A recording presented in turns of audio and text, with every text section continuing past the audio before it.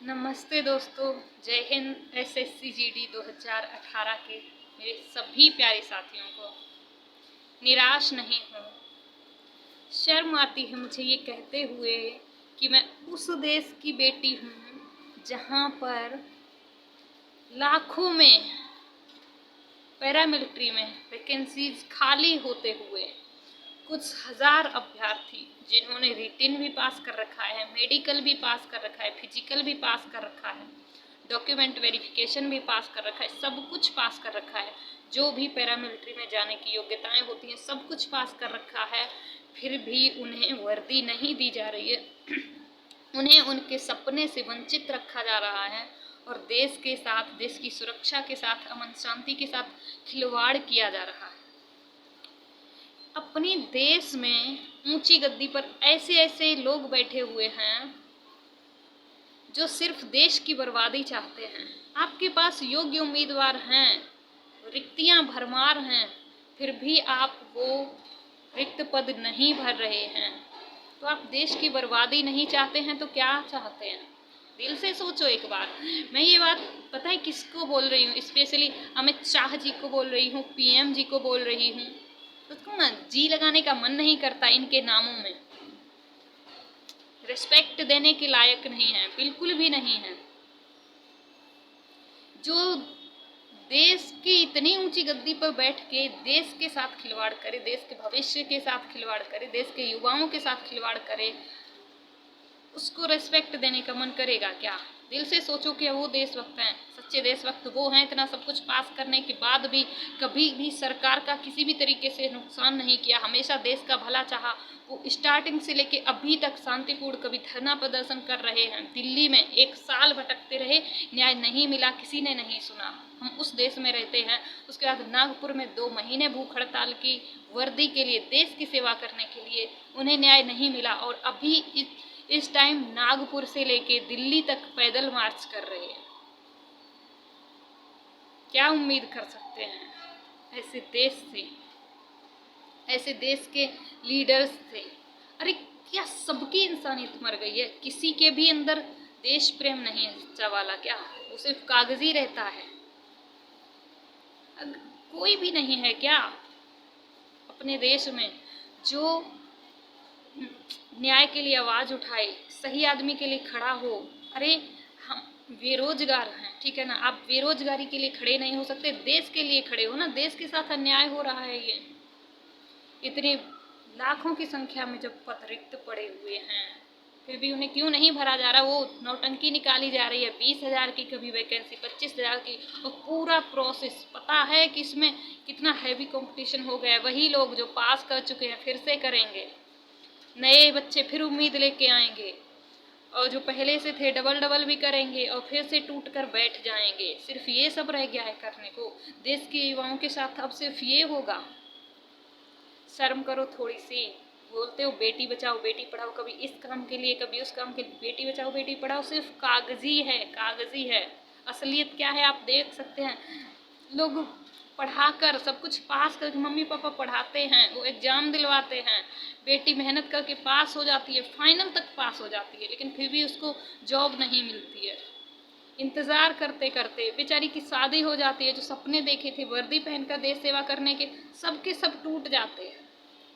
और जो लड़की हिम्मत नहीं हारती वो अभी तक स्ट्रगल कर रही है, लेकिन उसको न्याय का कुछ भी अता पता नहीं है, उसको मिलेगा कि नहीं मिलेगा, लेकिन अभी भी हार नहीं मानी है। लेकिन मुझे तो उम्मीद नहीं रही।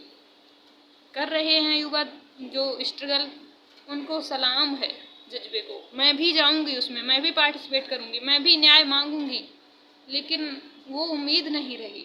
लगता ही नहीं, ऐसे लगता है देश के असली जो देशभक्त है ना मर चुके हैं, सब के सब मर चुके हैं।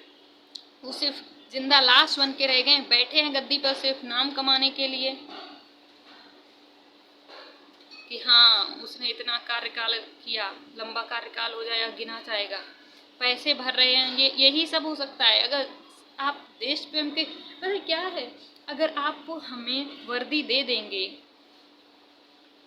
हमें ज्वाइनिंग दे देंगे, ये सिर्फ हमारे लिए थोड़ी ना आप करेंगे। देश प्रेम का एक बहुत ही बड़ा काम होगा, देश हित में बड़ा काम होगा। हम सबको ज्वाइनिंग मिल जाएगी ना, जो भी 54,000 रह गए थे। पहले 55,000 को ज्वाइनिंग मिली थी ना, उसमें भी कितने 15-20 हज़ार लोगों ने ज्वाइन नहीं किया ना, वो 30,000 ही रह गए हैं उसमें भी, ठीक है ना। और इसमें से अब तक तो और भी बहुत सी चीज़ों में जा चुके होंगे, दे दोगे। इसमें भी मुश्किल से 20,000 ज्वाइन करेंगे। तुम्हारा जो वैकेंसियाँ इतनी लाखों में खाली पड़ी है ना, उनमें फ़र्क नहीं कुछ खास पड़ने वाला, लेकिन तुम्हारी बेशर्मी की हद तो देखो कि तुमसे ज्वाइनिंग नहीं दी जा रही है। ना तुम युवाओं का भला कर सकते हो, ना तुम रोजगार पे काम कर सकते हो, और ना तुम देश का भला चाह सकते हो। अगर चाहते तो खुद से हमें वर्दी देने से, हमें ज्वाइनिंग देने से रोक नहीं पाते। अगर सच्चे देशभक्त होते ना आप, तो आप हमारे हित में ही फैसला लेते। हमारे हित में बोलें या फिर देश हित में बोलें, क्योंकि हमारी मांग ना कुछ भी गलत नहीं है। एकदम सटीक मांग कर रहे हैं, अच्छी मांग कर रहे हैं, और सिर्फ ये मांग अपने लिए नहीं कर रहे हैं, देश के लिए कर रहे हैं। लेकिन कोई भी सुनने को तैयार नहीं है। कितने बड़ा कोई ऑफिसर हो, किसी भी पद पर हो, चाहे कोई लीडर हो, चाहे कैसा भी हो, मुझे नहीं लगता कि सच्चा देशभक्त अपने देश में रह गया। सबके सब मर गए हैं अंदर से, वो सिर्फ जिंदा हैं तो पैसे के लिए, नाम के लिए, बस रोजी रोटी के लिए जिंदा हैं। सच्चा देशभक्त होता तो वो नहीं सुन रहे, अमित शाह नहीं सुन रहे, मोदी नहीं सुन रहे हैं, तो कोई होता तो हमारे लिए खड़ा होता, हमारी आवाज़ उठाता, लास्ट तक हमें न्याय दिलवाता। कोई है ऐसा? मर गया सबका ज़मीर अंदर से। और यही है सच्चाई अपने देश की। शर्म आती है कहते हुए कि मैं उस देश की बेटी हूँ जहाँ पर युवाओं पर इतना अत्याचार होता है ना, इतना अत्याचार होता है, और जो आवाज़ उठाना चाहते हैं तो आवाज़ भी नहीं उठाने दी जाती है। उनको लाठीचार्ज किया जाता है, मारपीट की जाती है, ये सब किया जाता है। और फिर भी वो युवा देश से इतना प्यार करता है कि फिर भी उसे वर्दी ही चाहिए, वर्दी ही पहनकर देश की ही सेवा करना चाहता है। इतना सब होने के बावजूद भी क्या बोलें। दे सकते हो न्याय तो दे दो, नहीं तो देश का युवा भटक तो रहा ही है। देश की रीढ़ पर वार तो किया ही जा रहा है, कब तक सह पाएगा। देश की रीढ़ हड्डी एक दिन टूटनी ही है, और तोड़ी जा रही है अंदर से। ये शारीरिक रूप से विकलांग नहीं हो रहा है अपना देश। आने वाले टाइम में पूरा मानसिक रूप से विकलांग हो जाएगा अपना देश। सोचना थोड़ा। कोई भी बड़ा ऑफिसर है, कोई भी जिसको लगता है वो मिलके, अगर वो नहीं उसके जैसे और भी लोग मिलके अगर आवाज़ उठा सकते हैं, हमें न्याय दिला सकते हैं, देश को न्याय दिला सकते हैं, तो दिलाओ प्लीज़। हमें ज़रूरत है आपकी, हमें वर्दी की ज़रूरत है, और देश को हमारी ज़रूरत है। प्लीज़ साथ दो हमारा। We want justice. Thank you.